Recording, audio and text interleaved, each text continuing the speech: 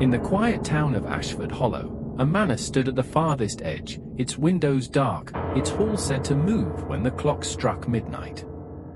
To the people of the town, it was simply called the Hollow House, though its true name, Ashford Manor, was etched in crumbling stone above the front doors. Rumor said that a staircase appeared only at midnight, one that led upward to places no one had ever returned from. Ethan had always dismissed the stories as folklore, an old wives' tale passed from one generation to the next. Clara, however, believed every word. She had read every diary entry, every archived newspaper clipping, every whispered legend about the house. Marcus came along to keep them safe, the voice of reason, the one who never let Ethan's arrogance or Clara's obsession take them too far. Lena? She was there for the thrill. Ghosts or no ghosts, she loved to laugh at the dark. The night they chose was stormless, silent, with a fat white moon hanging low above the manor. The gates, rusted and twisted, groaned when Marcus shoved them open. Beyond, the path was lined with weeds, curling ivy climbing up the manor's broken face. Inside, the air was heavier. The front doors opened too easily, and a draft carried with it the smell of rot, of damp stone. Their flashlights cut across torn wallpaper, portraits with faces that seemed to watch, and floors that creaked louder than their footsteps. "This is ridiculous," Ethan muttered as they moved deeper. "A staircase that appears at midnight? It's architectural nonsense."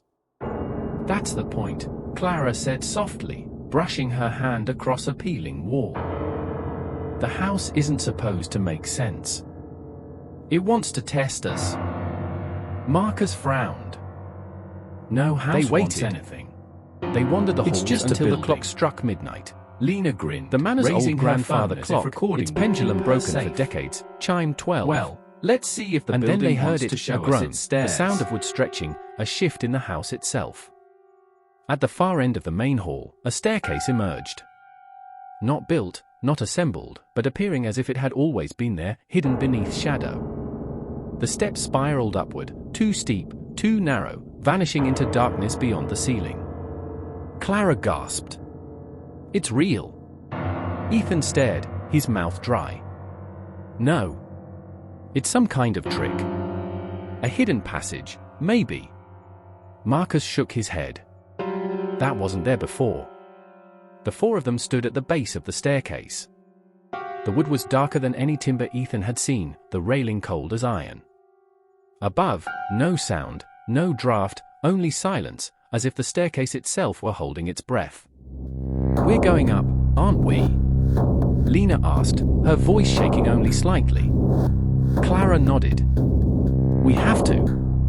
No one else has ever come back. We can be the first." Ethan cursed under his breath but started climbing anyway, because the thought of Clara ascending without him was unbearable. Marcus followed to keep them from falling. Lena brought up the rear, her laughter thin, too sharp. The first 10 steps were ordinary enough. But at the 11th, Ethan felt the air change. He glanced down and froze. The hall was gone. Where there had once been the manor's foyer, there was now only blackness, endless and hungry. "Keep moving," Clara urged. "Don't look back." They climbed. 20 steps. 30.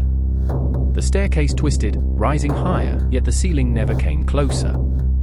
Instead, the shadows grew thicker, pressing close like smoke. Whispers trickled from the wood, voices Ethan swore he recognized, his father, his grandmother, long dead. Marcus tightened his grip on the railing. "This is wrong. This isn't physics." At step 50, Lena screamed.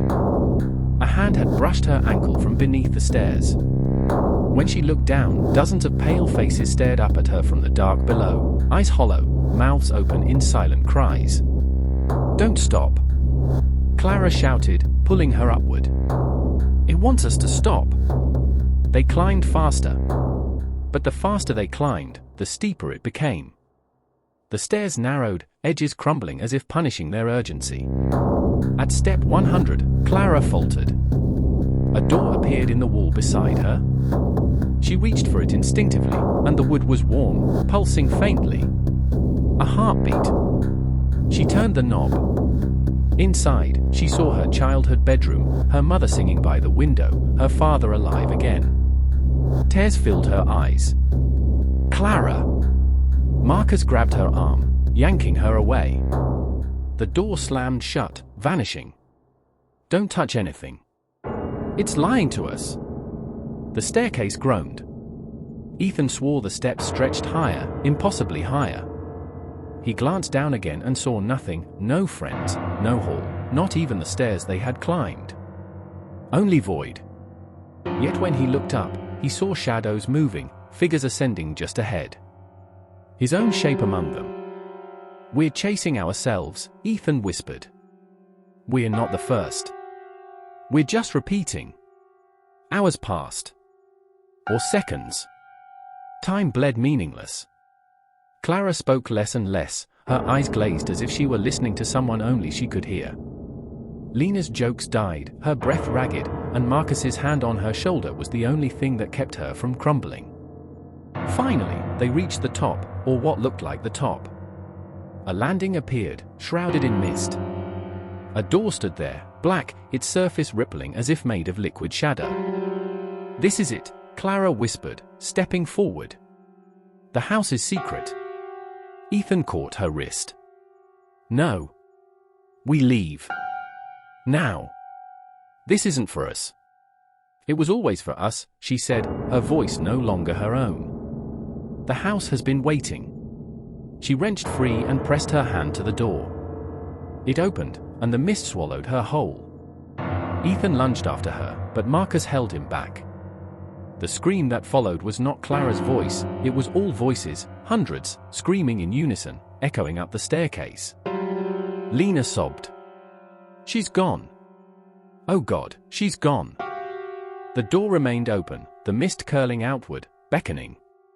Ethan struggled against Marcus's grip. We can't leave her.